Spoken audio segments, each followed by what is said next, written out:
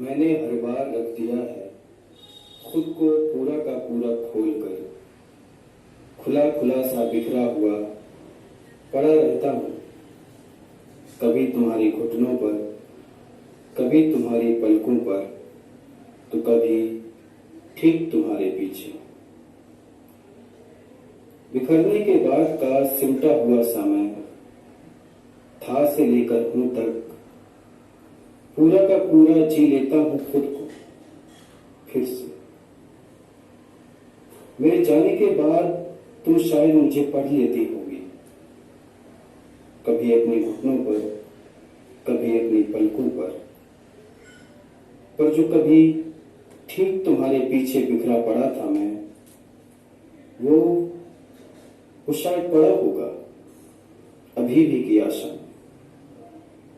मैं खुद को समेटे हुए फिर से आता हूं तुम्हारे पास, फिर बार बार और हर बार छोड़ जाता हूं थोड़ा सा खुद को ठीक तुम्हारे पीछे।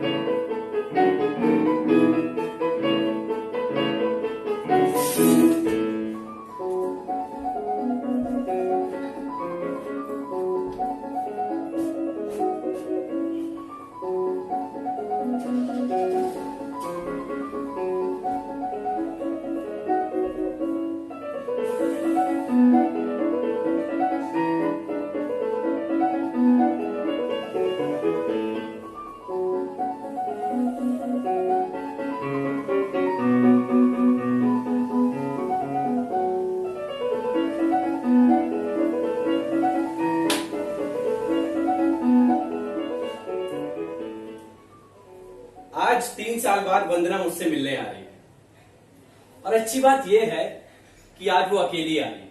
ऋषि उसके साथ नहीं होगा। वैसे उसने मुझसे कहा था कि उसने अपने बाल कटवा लिए। कैसी दिखती होगी वो छोटे बालों में, पता नहीं। 7 साल हम लोग साथ रहे हैं और इन 3 सालों में वो कितना बदल गई। वैसे मैंने यहां का सारा इंतजाम कर लिया। अपनी सारी पेंटिंग्स मैंने छुपा दी है। सिर्फ एक पेंटिंग बाहर निकाल के रखी है जो उसे बेहद पसंद है। सोचता हूं आज इसे दे ही दूंगा। आखिर इतने सालों बाद हमारा मिलना हो रहा है, कुछ तो देना बनता है कि नहीं? हाँ, पेंटिंग भी है। हाँ, वैसे मैंने उसकी पसंद के लिए कढ़ी चावल बनाए जो उसे बहुत पसंद है। और हाँ, एक आलू गोभी की सब्जी भी बनाई है। कहीं उसे ऐसा ना लगने लगे कि देखो, आज भी इतने सालों बाद भी इस घर में खाना सिर्फ उसकी पसंद का बनता है। ऐसा नहीं होने दूंगा मैं। ये हो गया, ये सब ठीक है। हाँ, कल मुझे थोड़ा अजीब लगा जब उसका मुझे कॉल आया। कह रही थी कि 3 दिन से इसी शहर में। अब मुझे ये समझ में नहीं आया कि अगर 3 दिन से इसी शहर में है तो फिर मुझे 3 दिन बाद क्यों कॉल किया। पता नहीं, मुझे लगता है शायद बिजी होगी। हाँ, बिजी होगी क्योंकि उसे बहुत काम रहते हैं। वो तो कहने लगी कि मैं जल्दी आऊंगी और जल्दी ही चली जाऊंगी। फिर मैंने कहा कि अब आ रही हो तो डिनर करके ही जाना है कि नहीं। हाँ, उसने एक टर्म बोला, अर्ली डिनर। मुझे समझ में नहीं आया। फिर मैंने उसका एक अपना इंटरप्रिटेशन निकाला। मुझे लगता है ये अर्ली डिनर किसी भी संबंध के अंत के लिए जरूरी होता हो। हाँ, शायद ऐसा ही हो।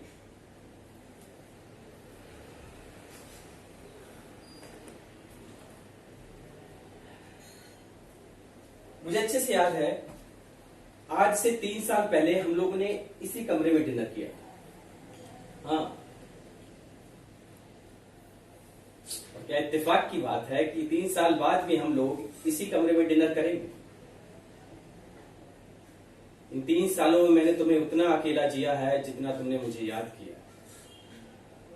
और देखना, आज वो सब हमें एक दूसरे को वापस दे देंगे, फिर हमारे संबंध में है कि सारे निशान मिट जाएंगे। मुझे याद है मैं यहां बैठा हुआ था उस रात को, और वो वहां पर वो खाना खा चुकी थी और मेरी थाली में सिर्फ आधा रोटी का टुकड़ा पड़ा हुआ था, बिना सब्जी और बिना दाल के।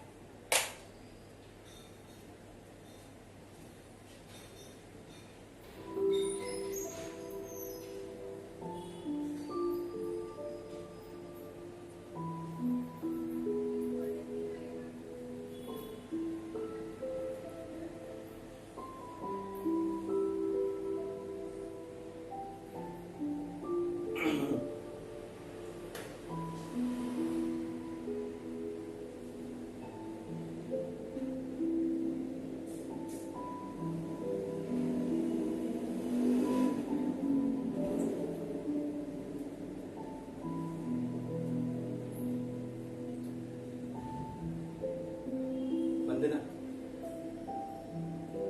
रो मत,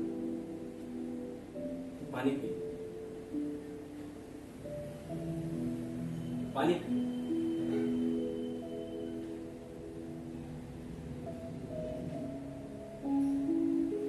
शिव, मैं अब अलग रहना चाहती हूं। तुम पागल हो गई हो? ये क्या कह रही हो? देखो, मैं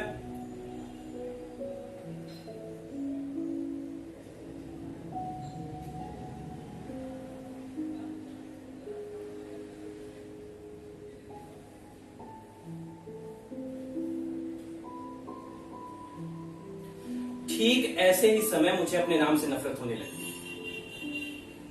काश ये शिव मेरा नाम ही नहीं होता तो कितना अच्छा होता ना। वो किसी और से कह रही होती कि शिव, मैं अब तुमसे अलग रहना चाहती हूं,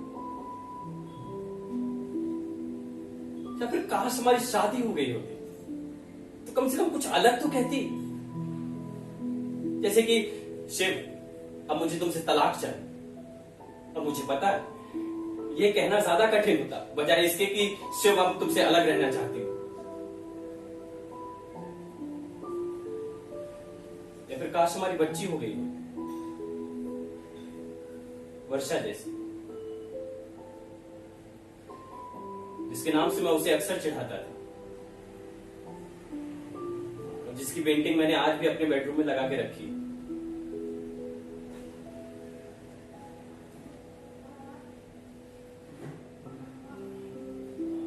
वो भीतर चली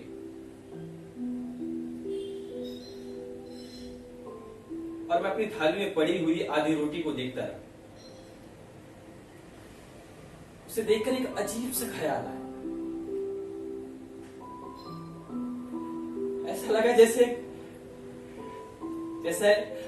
आधा जीवन जी चुका हूं और आधा जीवन पड़ा है, बिना सब्जी, बिना दाल के, जिसे कोई नहीं खाना चाहता।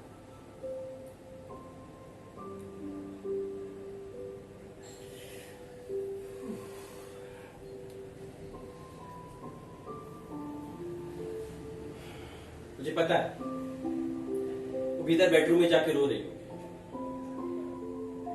या फिर हो सकता है किचन में खड़ी होगी।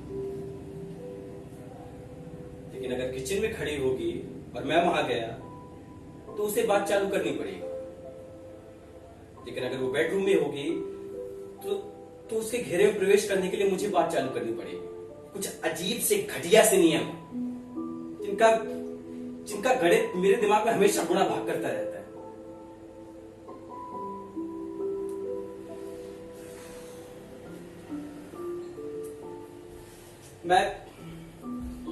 मैं भीतर गया तो वो किचन में नहीं थी। तो मैंने बिना कुछ सोचे और समझे उसके घेरे में प्रवेश कर दिया और मैं बेडरूम के ठीक बाहर जाकर रुक गया और अपने बेडरूम को ध्यान से देखने लगा। बेडरूम में और बेडरूम की हर चीजों में उसके हाथों के निशान आराम से देखे जा सकते थे। फिर मेरे मन में गणित का एक सवाल है कि अगर कभी कोर्ट में मुझे सिद्ध करना हुआ कि ये बेडरूम जितना उसका है उतना ही मेरा है तो मैं कैसे करूंगा? इस बेडरूम से मैं एक सिगरेट का पैकेट हटा दूं तो यहां पर ऐसा कुछ भी नहीं जो मेरे हाथों द्वारा किया गया, सिवाय एक बच्ची की पेंटिंग जिससे वो नफरत करती थी।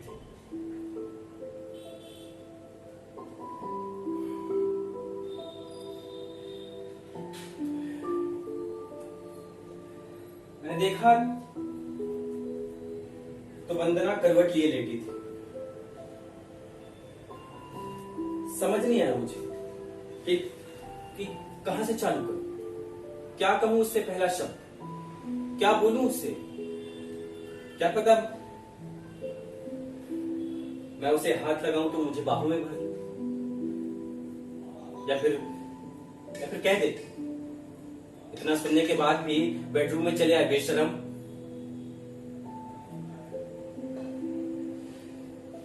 मैंने कुछ नहीं सोचा। मैं उसके पास गया और उसके कंधे में हल्के से हाथ रखा, उसको अपनी तरफ पलटाया तो देखा वंदना सो गई थी, गहरी नींद। जैसे होता है ना, जैसे शाम को बच्चे थक हार कर खेल कर जब आपके पास आते हैं और आप बोलते हैं कि खाना चाहिए, और आप जब उनके लिए खाना लेकर जाते हो तो वह पहले से ही सो चुके होते। ठीक वैसे बच्चों जैसी वंदना मेरे साथ खेलने के बाद सो गई।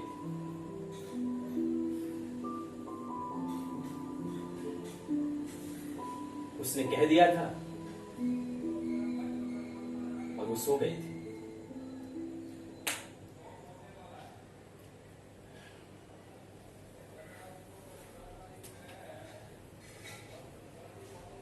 वैसे अभी सब ठीक है,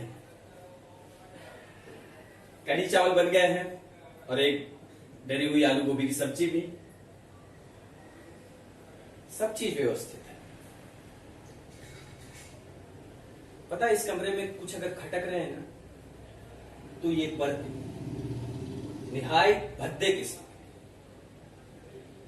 वैसे वंदना ठीक कहती है, मुझे ना रंगों का बिल्कुल ज्ञान नहीं, तभी तो ऐसे भद्दे पर्दे लगा रखे। कितनी अजीब बात है ना, एक पेंटर को रंगों का ज्ञान नहीं है। खैर ठीक। हाँ, ये पेंटिंग इसको मैं यहीं रख लेता हूं ताकि उसकी नजर तो जाए कम से कम। वैसे उसे याद नहीं होगा, ये वही पेंटिंग है जिसको उसने मेरी पहली एग्जीबिशन में देखकर मुझसे कहा था कि शिव, तुम अपनी पेंटिंग्स में अपनी आत्मा पेंट करते हो। फिर उस एग्जीबिशन की भीड़ में मैंने इसके बाद कुछ नहीं सुना था। कितना अच्छा होता है।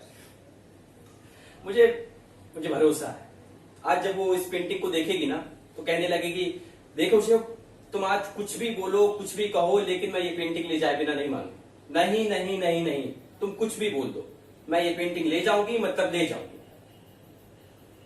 और मैं भी थोड़ा जिद करने के बाद कह दूंगा कि अच्छा ठीक है, ले जाना, पर हाँ सुनो, इस पेंटिंग में ना मेरी आत्मा है, इसे जरा संभाल कर।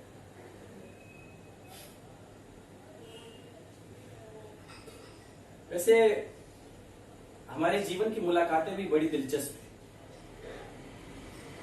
मतलब हर किसी के जीवन की होती है। मेरा मतलब था मेरी प्रेम मुलाकातों से। मुझे याद है हमारी पहली प्रेम मुलाकात, हम दोनों आईसीएक्स में बैठे थे, हाँ, इंडियन कॉफी हाउस। और मुझे डर लग रहा था कि कहीं कोई मेरी जान पहचान का दिख जाए, क्योंकि मेरे साथ अक्सर होता है। जहां मैं नहीं चाहता हूं कि यहां कोई मेरी जान पहचान का मिले, मुझे वहीं उसी जगह कोई जान पहचान का मिल जाएगा। Hello, hi, how are you, जो मैं नहीं चाहता था। इनफैक्ट वहां के वेटर तक मुझे ऐसे देखकर हैरान थे। वो हैरान इसलिए थे क्योंकि मैं ऐसे किसी लड़की के साथ अकेला बैठा था, जो उनके लिए बहुत अननेचुरल था। हम दोनों कॉफी पी चुके, मैं सिगरेट से कश ले रहा था और वो माचिस की तीलियों से कुछ बना रही थी, कुछ घर जैसा, हाँ।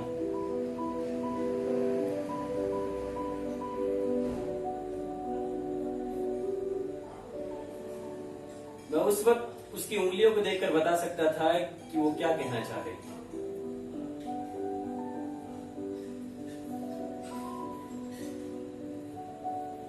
शिव, मैं तुम्हारे जीवन के एक छोटे से कोने को अपने हाथों से सजा सकती हूँ,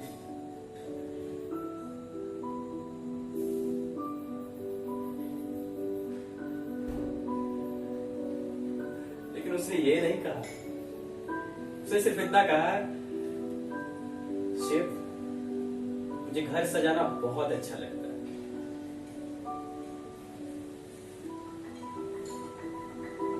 तुम्हें देरी तो नहीं हो रही है ना?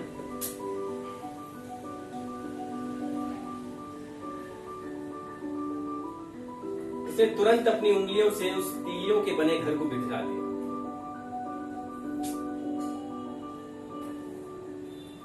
अब मुझे पता है वो अपना पर्स उठाएगी, मेरी तरफ देखकर मुस्कुराएगी और चली जाएगी।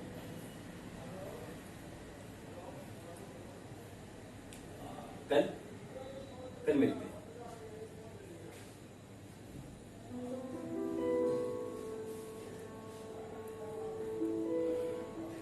उसके जाने के बाद मैं उन्हीं बिखरी हुई तीलियों के पास बैठा रहा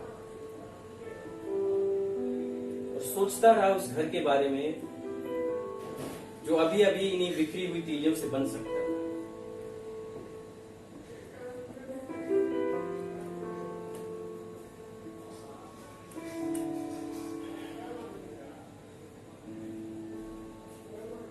उसकी यादें मेरे जीवन में आज भी इस कदर जिंदा है। उसके साथ जी हुए दिनों को याद करता हूं तो ऐसा लगता है जैसे कल ही की तो बात है।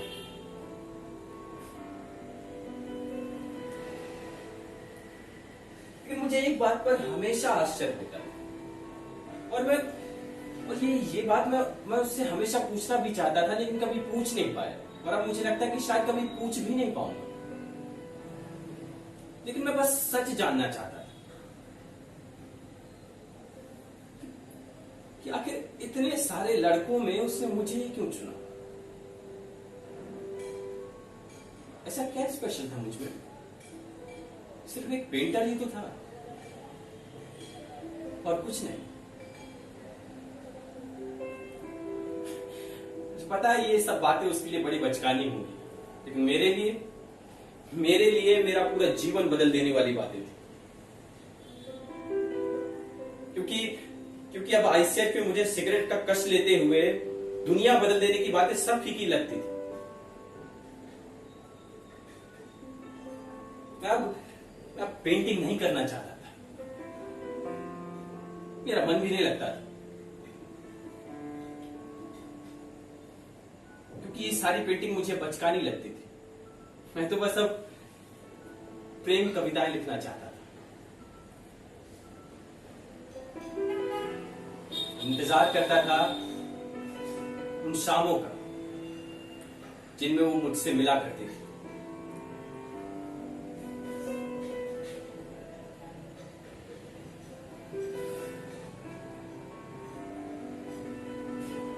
सात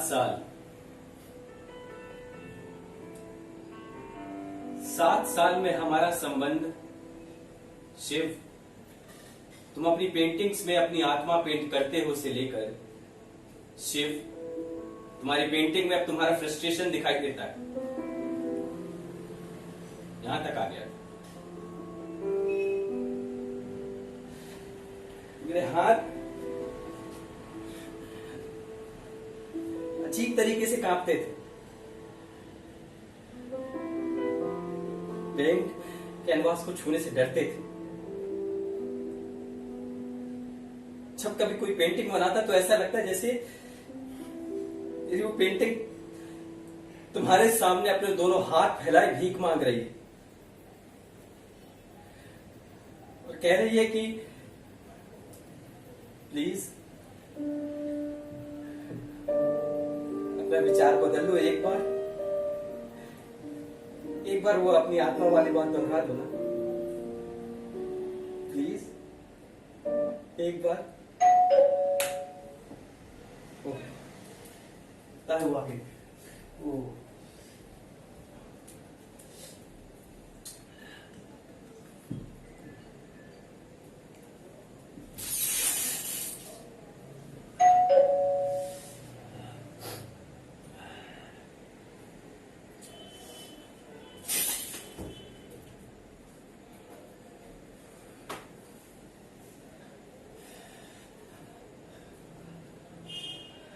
हाय, हेलो, हाँ, कम।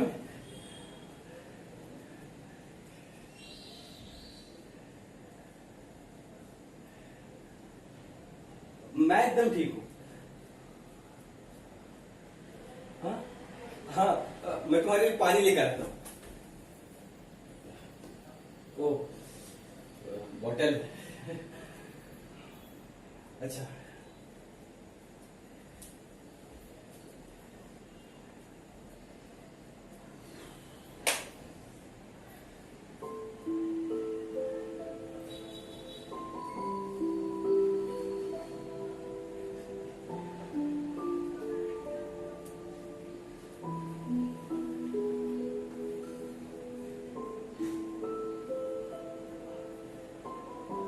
मुझे पता है वंदना, तुम अभी अभी इस कमरे में क्या ढूंढ रही हो।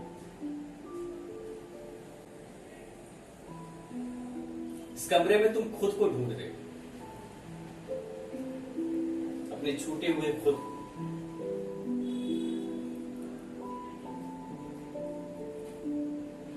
लेकिन मैं कसम खाकर कहता हूं, तुम इस घर में अभी भी अपने हाथों के निशान महसूस कर सकती हो।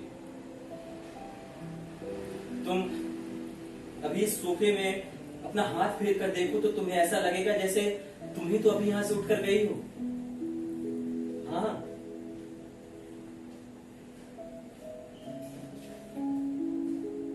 काफी बदल गई हो और काफी मोटी भी हो गई हो। इनफैक्ट काफी मोटी हो गई हो तुम। ये छोटे बाल तुम पर जचते नहीं।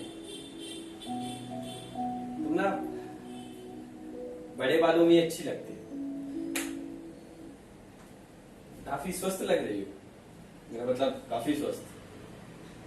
अच्छा, तुम्हें देरी हो रही होगी ना, मैं तुम्हारे लिए खाना गर्म करके लाता हूं। मैंने आज तुम्हारी पसंद के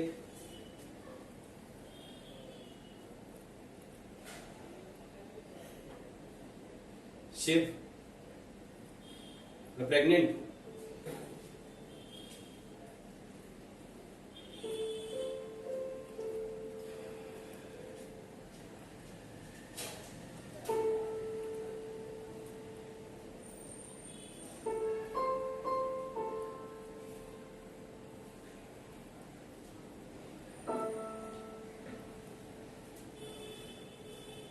प्रेग्नेंट शब्द मेरे दिमाग में कई बार घूमा, उसके बाद क्या हुआ मुझे ठीक से याद नहीं। उसने उसने शायद मुझे बहुत कुछ समझाने की कोशिश की, और इन बातों ही बातों में मैंने कई बार उसे वंदना की जगह वर्षा कहा।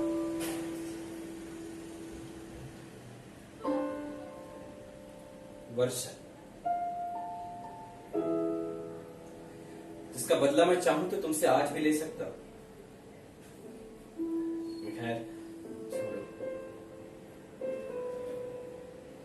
तो उसके लगभग 15 मिनट या आधे घंटे बाद मैंने अपने आप को किचन में पाया। चाय बन गई थी, चाय छन चुकी थी, लेकिन फिर भी वहीं खड़ा था। लेकिन चाय तो उबली थी नहीं। ओह, तो ये चाय मैं खुद के लिए बना रहा था और उससे बच रहा था ताकि उससे मुझे बातें ना करनी पड़े। हाँ, तभी मेरी नजर मेरे बनाए हुए कढ़ी चावल पर गई और डरी हुई आलू गोभी की सब्जी पर। डरी हुई आलू गोभी की सब्जी और डरा हुआ मैं। जब बाहर आ रहा था तो मैंने अपने जीवन में पहली बार ईश्वर से कुछ मांगा कि हे ईश्वर, मैं बाहर जाऊं तो वो वहां बैठी ना हो। बाहर आया तो वो वहीं बैठी थी और मेरा ईश्वर कहीं अपने ही चमत्कारों में व्यस्त था।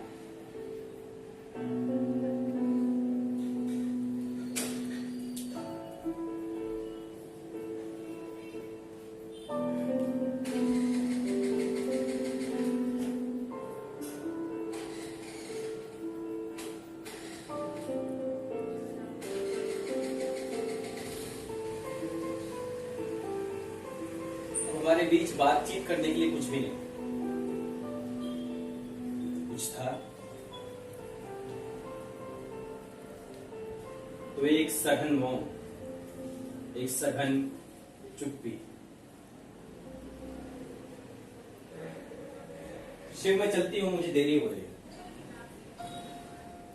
कल हमें निकलना है, ऋषि मेरा इंतजार कर रहा। वो ये कहकर उठ खड़ी हुई और दरवाजे की तरफ बढ़ चली और दरवाजे के ठीक पहले जाकर वो रुक गई। मैं भी पीछे पीछे गया और मुड़कर मेरी तरफ देखकर मुस्कुराने लगी।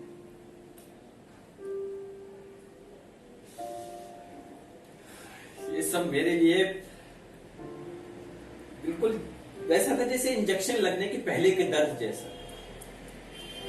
जब डॉक्टर सारी तैयारियां कर देता है और सुई को हवा में रखकर पानी को उछाल देता है, फिर गीली रुई लेके जहां पे इंजेक्शन लगाना है वहां ऐसे रगड़ता और फिर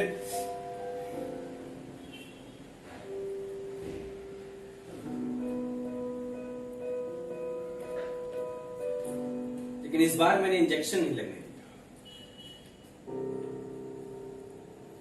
ठीक है, फिर मिलते हैं।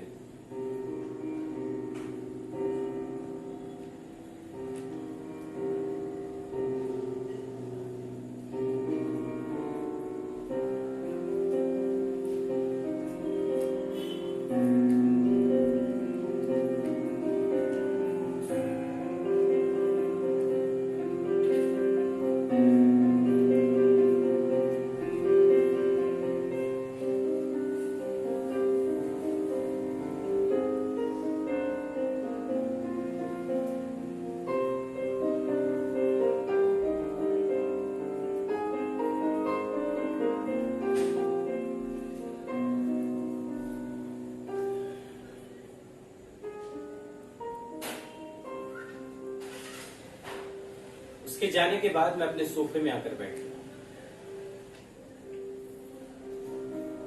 और मेरे सामने आधा कप चाय पड़ी थी। फिर मैं और मेरी आत्मा, हम दोनों एक दूसरे के आमने सामने काफी देर तक बैठे।